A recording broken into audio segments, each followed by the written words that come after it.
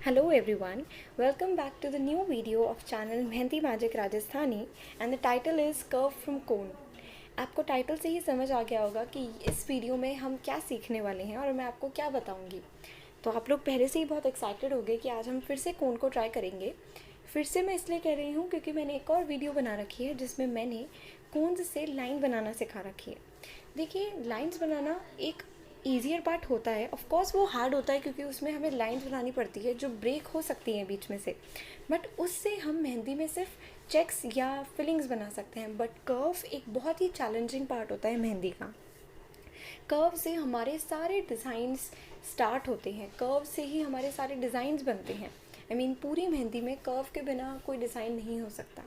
तो सारे एलिमेंट सीखने के लिए देखिए, कर्व से जब भी हम कर्व अभी मैं आपको सिखाऊंगी उसके बाद हम फर्स्ट चीज़ एलिमेंट सीखेंगे, एलिमेंट्स के बाद फ्लावर्स, बिकॉज इन सब में कर्व होता है। तो पहले हमें इस चीज़ की प्रैक्टिस करनी पड़ेगी कि जो इसमें ये जो कर्व पार्ट होता है वो सब सीखना पड़ेगा। तो उसके लिए ऐसी कोई डिफ़ाइंड चीज़ नहीं है, कोई डिफ़ाइंड एलिमेंट नहीं है कि उससे ही हमें कर्व आएगा। हम नॉर्मल डेली लाइफ में कुछ भी बनाते हैं या कुछ भी किसी भी चीज़ में कर्व देख सकते हैं, तो वो हम बना सकते हैं ईजिली। जैसे अभी इस वीडियो में मैं आपको ये देखिए सेमी सर्कल्स बना रही हूँ, तो कर्व इसमें भी होता है, ऑफ कोर्स हम जानते हैं। तो हम ऐसे कोई भी पैटर्न्स ले सकते हैं। आप खुद के बेस पे भी कोई भी पैटर्न्स ले सकते हो जिससे आप कर्व्स की प्रैक्टिस कर सकते हो। जैसे फिर कर्व्स को सीखने के लिए एक मैं और इजी वे बताती हूँ। आप सबसे पहले एक लाइन बना लो, क्योंकि उससे आपको ये पता चल जाएगा कि जो आपका सेमी सर्कल है उसकी एक्सटेंशन कहाँ तक है। मतलब अगर एक सेमी सर्कल ज़्यादा नीचे चला गया, दूसरा थोड़ा नीचे है, तो उससे डिज़ाइन अच्छा नहीं लगेगा। और ये कोई फिलिंग या कोई पैटर्न नहीं है, तो आप इसको रॉन्ग इंटरप्रेट मत करना। ये बस एक सिंपली तरीका है जिससे आपको कर्व्स आ जाएंगे। तो जैसा कि हम जानते हैं कि दो वे होते हैं हमारे कोन को पकड़ने के। ऑब्वियसली एक हम ऊपर से पकड़ते हैं और एक हम नीचे से पकड़ते हैं। तो आप जैसा भी कर सकते हैं, आपके ऊपर डिपेंड है। तो आप जैसे भी पकड़े, बस आपको एक चीज़ का ध्यान रखना है कि जो प्रेस है तो आप आराम से करो। ये नहीं कि आप एकदम से बस उसको दबा रहे हो और सारी मेहंदी निकल रही है, ऐसा नहीं होना चाहिए। धीरे धीरे, और प्लीज़ कोशिश करो कि पतली ही निकालो मेहंदी। आपसे मोटी भी बन रही है तो आप पहले ये प्रैक्टिस करो कि आपसे पतली बन रही है। देखिए, हमेशा ये ध्यान रखिए कि अगर हम कोई चीज़ मैं आपको सिखा रही हूँ तो ज़रूरी नहीं आप पहले वही सीखो। अगर आप उससे रिलेटेड किसी चीज़ में वीक हो तो आप पहले उस चीज़ को स्ट्रॉन्ग करो, फिर दूसरी चीज़ पे आओ। क्योंकि इससे क्या फ़र्क पड़ेगा कि अगर आपको पहले की नॉर्मल या कोई बेसिक चीज़ नहीं आती होगी, तो आप जब वो मेन चीज़ बनाओगे वो आपको नहीं आएगी। इस वजह से आपको लगेगा आपको मेहंदी नहीं आ सकती और आप सिंपली डीमोटिवेट होते हो।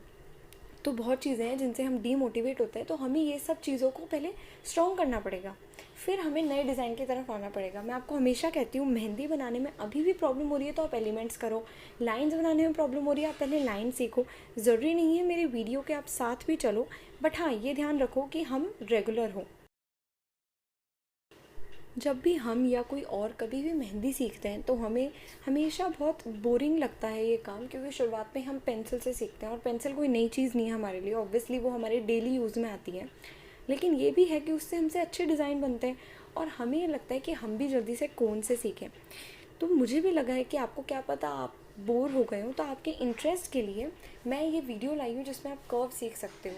तो मेरा बस यही कहना है आपको कि आप कोई भी चीज़ सीखो, भले ही उसे सीखने के लिए आपको ज़्यादा हार्ड वर्क करना पड़े, ज़्यादा मेहनत करनी पड़े या ऐसी चीज़ें करने पड़े जो आपके लिए बोरिंग हो, बट वो इम्पॉर्टेंट होती है।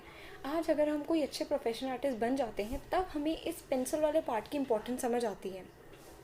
तो आप जो भी करो उसको अच्छे से करो, शिद्दत के साथ ऑब्वियसली, क्योंकि अगर हम आपको पेंसिल से सिखा रहे इट मीन्स कि वो इम्पॉर्टेंट है। अगर वो यूँ ही होता तो हम आपको कभी भी नहीं सिखाते। तो आप इन चीज़ों का ध्यान रखो कि आप जो भी चीज़ करो उसे कभी बीच में मत छोड़ो। जो भी चीज़ आप करो उसकी प्रैक्टिस करो, और जैसे आपने स्टार्ट किया था उसमें एंड में भी आप वही आपकी एंथुजियाज़म रखो। तो मेरी भी आपसे एक यही रिक्वेस्ट है कि जैसे आप करते हो वैसे ही अच्छे से प्रैक्टिस करते रहो। तो जैसे मैंने कहा कि कर्व सीखने के लिए कोई डिफ़ाइंड डिज़ाइन नहीं है, हम कैसे भी चीज़ों से सीख सकते हैं। तो वैसे ही होते हैं नंबर्स हमारे, और हमारी जो अल्फ़ाबेट्स होते हैं वो उनमें तो बहुत ज़्यादा कर्व होता है। तो सबसे इम्पॉर्टेंट चीज़ है कि जब भी कर्व सीखना हो तो आप उन पर रिलाई करो।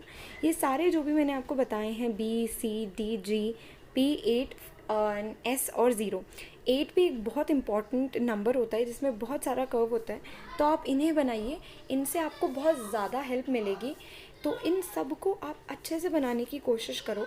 देखिए अल्फ़ाबेट्स भी आजकल बहुत काम हो गए हैं, ऐसा नहीं है कि एक कोई यूज़लेस चीज़ है, क्योंकि आजकल हम नेम्स वगैरह लिखते हैं या कुछ ना कुछ मैसेजेस भी लिखने लग गए हैं मेहंदी में, क्योंकि डे बाय डे मेहंदी बहुत मॉडर्न हो रही है और उसमें ऐसी चीज़ें आ रही हैं जो शायद पहले हमने नहीं सीखी, बट हमें वो सीखनी पड़ेगी ताकि हम आगे जाके अगर हम कभी प्रोफेशनल आर्टिस्ट बन रहे हैं तो हम दूसरे आर्टिस्ट में एक अच्छा सा स्टैंड ले सकें, क्योंकि आजकल मेहंदीज़ अलग अलग स्टाइल से बन रही है और लोग वो सीख रहे हैं, तो हमें भी वो हर तरीके की चीज़ें सीखनी हैं। तो आप ऐसे ही सपोर्ट करते रहो, मैं आगे जाके नई न्यू मॉडर्न टाइप की मेहंदी भी आपको सिखाऊंगी और आप ऐसे ही प्रैक्टिस करते रहो। फिर आगे कर्व सीखने के लिए आप वेव्स भी बना सकते हो। इनका गैप आप लगातार रिड्यूस करो ताकि आप हर तरीके का वेव आराम से बना पाओ।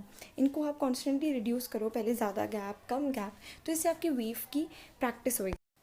तो आप ऐसे ही सारे डिज़ाइंस की प्रैक्टिस करते रहो। मैं आपको कौन से जो लाइन सिखाई थी उसकी वीडियो की लिंक डिस्क्रिप्शन बॉक्स में दे दूँगी। Hope you like this video and have a nice day, keep practising, bye.